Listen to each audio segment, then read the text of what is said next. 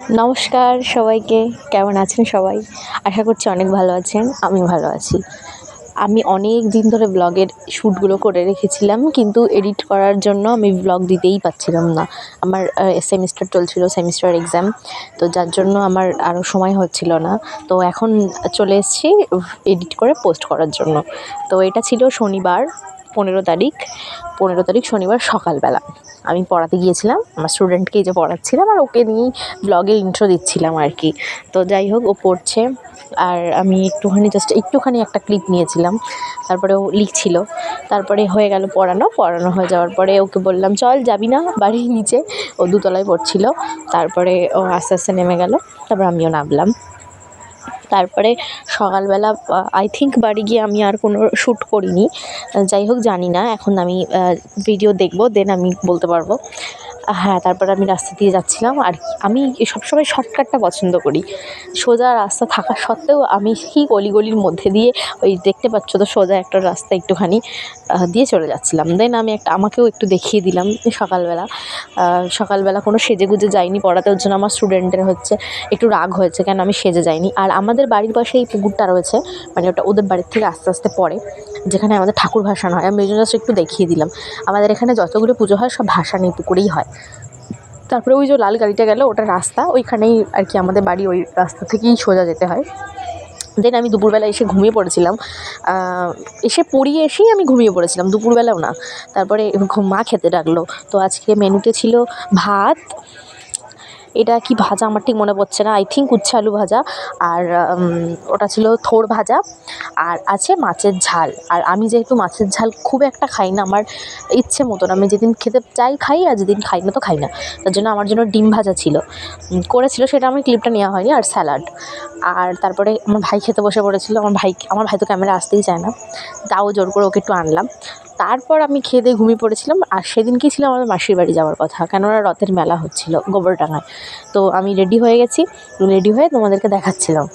তো রেডি হয়ে যাওয়ার পরে আমার ফুল লুকটা দেখানোর জন্য আমার ভাইকে আমি বলেছিলাম, একটুখানি তুই ধরে দিবি ফোনটা। ও যেমন বদমাশ, ও ধরবেই না কোনো দিনই। তো তারপরে আমি নিজেই রেখে একটুখানি নিজেকে একটু দেখিয়ে দিলাম। তো যাই হোক, আমাদের স্টেশনে যাওয়ার জন্য একটা টোটো রিজার্ভ করা হয়েছিল, তো টোটোটাও চলে এসছে এখন। এবার টোটোতে আমরা উঠে পড়বো। তো ওয়েদারটা তো মানে সেই ছিল, যেহেতু বৃষ্টি হচ্ছিলো কদিন ধরে টানা, তো মানে ওয়েদারটা খুব সুন্দর ছিল।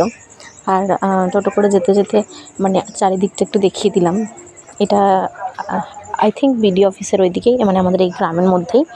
তো চারিদিক থেকে সুন্দর লাগছিল। আমাদের এদিকে সেরকম কোনো মাঠ ফাট নেই, তবু মানে যা আছে, যতটুকুনি আছে, এই জায়গাটুকুনি আছে। তো এই জায়গাটা আমি একটু দেখিয়ে দিলাম। তো ভিউটাকে এনজয় করতে থাকো তোমরা।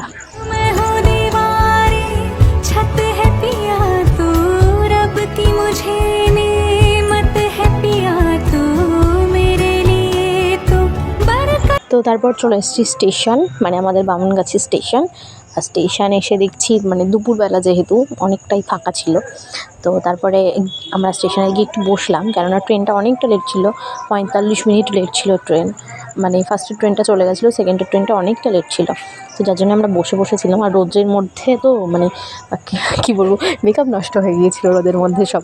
তারপরে একটা ট্রেন চলে গেল, আমি যেহেতু উল্টো সাইডে বসেছিলাম সেহেতু আমি ট্রেনটা দেখাতে পারিনি। তো দেন আমাদের ট্রেন চলে এলো, আমরাও ট্রেনে উঠে পড়লাম। আর উঠতেই চলে এলাম আমরা দত্তপুকুর স্টেশন, মানে বামুনগাছির পরের স্টেশনটা। হ্যাঁ, তো স্টেশন দিয়ে জানলার ধারে সিট পেয়েছিলাম বলে জানলার ধারে বসেছিলাম। কিন্তু আমি তো সেইভাবে এখনও শ্যুট লোক সমাজে, মানে পাবলিক প্লেসে করতে পারছি না। তো যার জন্য মানে টুকটাক একটুখানি ছোটো ক্লিপ নিয়েছি। সবার চোখের আড়ালেও বলতে পারো, আবার মানে কেউ দেখেছে। আমার একটু লজ্জা লাগছিলো, যেহেতু প্রথম সেজন্য। তো এই জায়গাটা মানে কি সুন্দর লাগে আমার স্টেশনের এই চারিদিকটা। তারপরে আমি দেখিয়ে দিলাম ভিতরে ট্রেনের আমার সামনে কে বসেছিল, এই যে আমার পাশে আমার মা ছিল, দেন আমার সামনে ওই যে আমার বাবা বসে আছে। মানে পাশাপাশি সিট পাইনি, সব ছড়িয়ে ছিটিয়ে বসেছিলাম আর কি। তো দেন নেমে গেলাম গোবরডাঙ্গা স্টেশন। আর এখন আমরা সিঁড়ি থেকে নামছি, ওই যে সামনে আমার ভাই আর আমি নামছি। তো নামতে নামতে আমাদের এখানে এই স্টেশনের পাশেই একটা সুন্দর, মাসির বাড়ির এখানে সুন্দর একটা মানে শিবের মন্দির করেছে, যেটা আমি তোমাদের এখন দেখাচ্ছি। এত সুন্দর ভেতরটা, আমি দাঁড়ানোর সময় পাইনি, যেহেতু ওখানে আমার মাসির শাশুড়ি দাঁড়িয়েছিল আমাদের নিয়ে যাবে বলে, তো সেই জন্য আর সময় পাইনি। আর তারপরে বাড়ি এসেই ওরা লুচি আলুর দম করতে বসে গিয়েছিলো, সেটার ক্লিপটা একটুখানি নিলাম। আর যেহেতু আমরা গিয়েছি রথের মেলায়, তো বাড়ি গিয়ে খেয়ে দিই, তো মেলায় যেতেই হবে, তো চলে গিয়েলাম সবাই মিলে মেলার উদ্দেশ্যে। তো মেলায় গিয়ে ঘোরাঘুরি, খাওয়া দাওয়া সবটাই তোমরা দেখতে পাবে।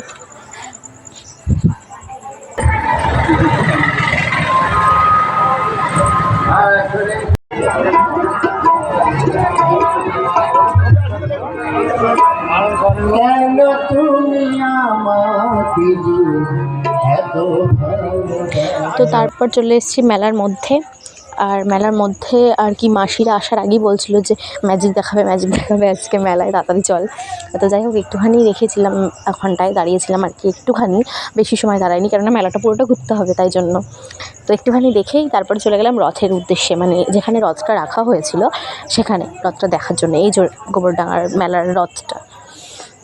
তারপর দেখে আমার একটু ইচ্ছা করলো মিষ্টি পান খাওয়ার, তো আমি চলে গেলাম মিষ্টি পান খেতে। আমি আর আমার দাদা খেয়েছিলাম মিষ্টি পানটা, তো দেখিয়েও দিলাম। আর তারপরে মেলায় যে সমস্ত খেলা বসে ওইগুলো তো দেখলে আমার ভাই দাদারা ওরা তো সামলাতে পারে না লোভ, যার জন্য নিজেদের পয়সা খরচা করে ওদেরকে আর কি ওই খেলাগুলো করে আর কি। তো যাই হোক, কিচ্ছু বাঁধেনি, কিচ্ছু না, জাস্ট দুটো শ্যাম্পু বেঁধেছিল, 1 টাকা পাতা 2টো শ্যাম্পু। তারপরে আবার ওরা বেলুন খেলতে চলে গিয়েছিল। আর তারপর একটুখানি চলে গেলাম ঘুগনি খেতে। মেলায় যাওয়া যে কারণে ফুচকা, ঘুগনি, মোমো এইসব খাওয়ার জন্যই। বাচ্চা খাচ্ছিল আইসক্রিম, আর আমি, আমার দাদা, বাবা খাচ্ছিলাম ঘুগনি। তখনও আমার মা মাসিরা এসে পৌঁছায়নি, ওরা আরও রান্নাবান্নার তোড়জোড় করছিল আর কি। আর তারপরে এসে পৌঁছেছে, আর তারপরে আসার পরেই আমরা চলে গিয়েছি কসমেটিক্সের দোকানে। মানে কি বলবো, কসমেটিক্স ঠিক না, কানের দোকান, যেটা আমাদের মেয়েদের মূল আকর্ষণ। হ্যাঁ, আমি কানের দেখে জাস্ট ওখান থেকে লোভ সামলাতে পারছিলাম না। তারপরে যাই হোক করে সামলে টামলে এলাম, এসে চলে গেলাম মোমোর দোকানে। আর মোমোর দোকানে গিয়েই বাচ্চাটা কি কিউট ছিল! হ্যাঁ, আমি এখন ভয়েস দিচ্ছি, এখনও আমার বাচ্চাটার কথা মনে পড়ছে, এত কিউট ছিল, ওর সাথে খেলছিলাম বসে বসে। তারপরে সেই দিনকে আর রাত্রে কোনো ভিডিও করা হয়নি। তো তারপরে পরের দিনকে সকালবেলা দাদা বললো যে ঘুরতে নিয়ে যাবে, মাসিদের ওইখানে একটু ভেরি মতন আছে, আর মানে অনেকটা সুন্দর জায়গা আছে ওইখানে দেখার মতন। তো যাই হোক, বাড়ির কাছে যেটা ছিল সেটাতে হেঁটে হেঁটেই গিয়েছিলাম। তো এই মন্দিরটা নতুন এখানে হয়েছে মাসিদের এখানে, তো দেখছিলাম মন্দিরটা ঘুরে। মন্দিরের ভিতরে ছিল একটা কালী ঠাকুর, একটা শিব ঠাকুর, আর একটা কি ছিল ঠাকুর আমার ঠিক মাথায় আসছে না। তো তারপরে হাঁটতে হাঁটতে হাঁটতে হাঁটতে চলে গেলাম ওখানে, যেখানে নিয়ে যাবে সেখানের উদ্দেশ্যে। আর ওখানে জায়গাটা জাস্ট অসাধারণ ছিল। তো তারপরে ওখানে ঘুরে আবার আমরা মানে যে ওই রকমই সেম জায়গা আর এক জায়গায়, সেখানে গাড়ি করে যেতে হয়। তো সেখানে এইটা দেখার পরে আমরা গাড়ি করে যাচ্ছিলাম। তো আগে তোমরা এই জায়গাটা দেখো, দেন আমি তোমাদের ওই জায়গাটা দেখাবো। তো এখানকার পরিবেশটা এত সুন্দর, চারিদিকে হাওয়া দিচ্ছে, আর জায়গাটা জাস্ট দেখছো মানে একদম মানে কলকাতার ময়দানের মতন। দেন তারপরে আমার দাদা চলে গেল গাড়ি নিয়ে আসতে। তো গাড়িতে উঠেও পড়েছি এখন আমরা। বললাম না, নেক্সট যেখানে যাবো সেখানে গাড়ি করেই যেতে হবে, কেননা হেঁটে যাওয়া যাবে না। তো আমি, আমার ভাই, দাদা, আর সামনে আমার বোন, দিদির ছেলেও ছিল, বোনা কী বলে যেটা আমার মনে পড়ছিল না। যাই হোক, তো চলে যাচ্ছিলাম আমরা। আর রাস্তাঘাটে, এখানকার রাস্তাঘাট খুব পরিষ্কার, আমার খুব ভালো লাগলো। হ্যাঁ, তো আমি যার জন্য একটু ভিডিও করে নিলাম। আমাদের এদিকে তো সেরকমভাবে পাওয়াই যায় না এত সুন্দর রাস্তা, মানুষ তো রাখে না পরিষ্কার পরিচ্ছন্ন, আর কি বলবো। তো যাই হোক, একটু ভিডিও করে নিলাম। তো এরপরে দাদা যেখানটায় নিয়ে যাচ্ছে ওখানটায় আর কি, এখানে পরিচিত ওটা বাঁওড় বলে। আমি সম্ভবত গোবরডাঙ্গা বাঁওড়, ওখানে অনেক পিকনিক, মানে একটা পিকনিক স্পট আছে, আর পাশে ভেরি টাইপের, ভেরিও না ঠিক, কী বলবো ওটাকে, বাঁওড়ে তো বলে, গঙ্গা নাকি বলে, আমার মাথায় আসছে না ঠিক। জায়গাটা খুব সুন্দর। আমি জায়গাটা যখন ফেসবুকে স্টোরি দিয়েছিলাম, এটা তো ব্লগ, তার আগে তো সবাই দেখে নিয়েছে ফেসবুকে, তখন সবাই আমাকে বলছিল লোকেশান সেন্ড কর, লোকেশান সেন্ড কর, জায়গাটা এত সুন্দর। তো এই যে বাগানের মধ্যে থেকে ঢুকতে হয়, কেননা মেন গেট বন্ধ ছিল, পার্কের গেটটা, পার্কে ঢুকতে পারিনি, গঙ্গায় গেছিলাম একেবারে। তো চলে যাচ্ছিলাম, এই যে সেই দেখতে পাচ্ছ ওখানে দেখা যাচ্ছে। তো আস্তে আস্তে যাচ্ছি, আর আমার দাদা আমাকে বলছে সব সময় ভিডিও, হ্যাঁ সব সময় ভিউ এনজয় কর, পরে ভিডিও করবি। তা পরে আমি ভিডিওটা না করলে পরে আমি ভিউটা দেখবো কী করে। আমার দাদা এসেছিলো আর কি চান করবে বলে, আর তোমার দাদা স্নান করবে বলে এসেছিলো। তো স্নান করতে পারিনি, কেননা দুজন মহিলা নেমেছিল স্নান করতে, আমার দাদার একটু লজ্জা লাগে তো, তার জন্য করেনি। আর জায়গাটা দেখছো, মানে আমি জায়গাটার প্রেমে পড়ে গিয়েছিলাম। আগের বারেও যখন গিয়েছিলাম তখনও এখানে গিয়েছিলাম, আর নৌকা চড়বো বলেছিলাম, কিন্তু ওই যা হয়, নৌকার যে আর কি মাঝি, ওরা তো নতুন লোক দেখেই বলছে 100 টাকা করে দিতে হবে, যেখানে 20-30 টাকায় হয়ে যায়। সেখানে আমরা অনেকজন ছিলাম, 100 টাকা করে দিলে অনেক টাকা লাগতো, তার জন্য আর সেদিনকে চড়িনি। আজকেও যাওয়ার ইচ্ছা ছিল, কিন্তু আজকে নৌকা ছিলই না একটাও। তো যাই হোক, এই জায়গাটা দেখিয়ে দিলাম একটু সুন্দর করে, তারপরে চলে গেলাম বাড়ির উদ্দেশ্যে। আর আকাশটা কি সুন্দর ছিল, যার জন্য আমি না তুললে একটু পারলাম না। Setting sun like a pearl upon the ocean. Come and feel me, oh feel me. Shining in the setting sun like a pearl upon the ocean. Come and heal me, oh heal me. Thinking about the love we're making and a life we're sharing. Come and feel me, oh feel me. Shining in the setting sun like a pearl upon the ocean. Come and feel me, come on heal me. जो तू भी मेरा मेरा, तेरा जो इकरार हुआ, तो क्यों ना मैं भी कह दूं, हुआ मुझे भी प्यार हुआ। तेरा होने लगा हूँ, होने लगा हूँ, जब से मिला हूँ। तेरा होने लगा हूँ, होने लगा हूँ, जब से मिला हूँ।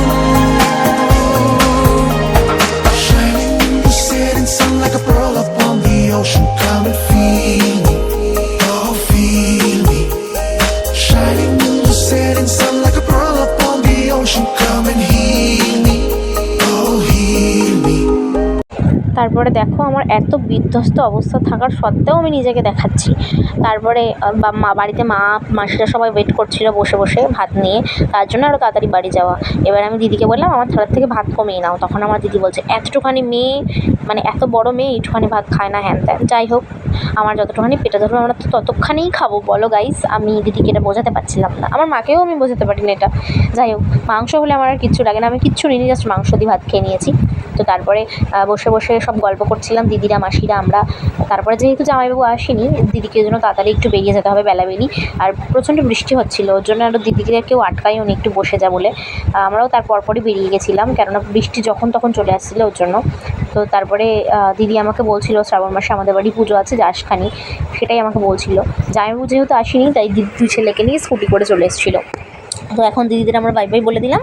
দেন আমরাও বেশিক্ষণ বসিনি, দিদি চলে যাওয়ার আধ ঘন্টার মধ্যেই আমরাও বেরিয়ে গিয়েছিলাম। তো দেখেছো রাস্তাঘাট পুরো ভিজে। গাইস, আমি তুলতে যাচ্ছি কথা বলতে গিয়ে, একটু আমি নিজেকেও দেখিয়ে দিলাম। আর তারপরে চলে গেলাম, মাকেও একটু দেখিয়ে দিয়েছিলাম মাঝখানে। তারপরে চলে গেলাম স্টেশনে গিয়ে ট্রেনের জন্য অপেক্ষা করছিলাম। আর ট্রেনটা বেশি লেট করিনি যাওয়ার সময়ের মতন, যেরকম আসার সময় আমাদের ট্রেনটা লেট ছিল, যাওয়ার সময় কোনো লেট হয়নি। তো তারপরে ট্রেন চলে এলো। ট্রেনের মানে কি বলবো, জানলার ধারে সিট পাওয়া মানে একটা অদ্ভুত শান্তি। বৃষ্টি ওয়েদার, বাইরে বৃষ্টি হচ্ছে, জানলার ধারে সিটে বসে গান শোনা, একটা ওয়াও ফিলিং। তো যাই হোক, চলে গেলাম ট্রেনে করে বাড়ির উদ্দেশ্যে। এই যে আমি একদিনের কারণ কি, আমার 15 তারিখ থেকে পরীক্ষা ছিল, আমার 6 সেমিস্টারের ফাইনাল পরীক্ষা। আর তার আগের দিনও আমি ঘুরতে চলে গিয়েছি। ঘোরাটা মিস করা যাবে না আর কি, এরকম একটা ব্যাপার। মানে শনিবার দিন আমি মাসির বাড়ি গেলাম, রবিবার দিন আমরা ব্যাক করলাম বিকেলে, আর সোমবারে আমার পরীক্ষা।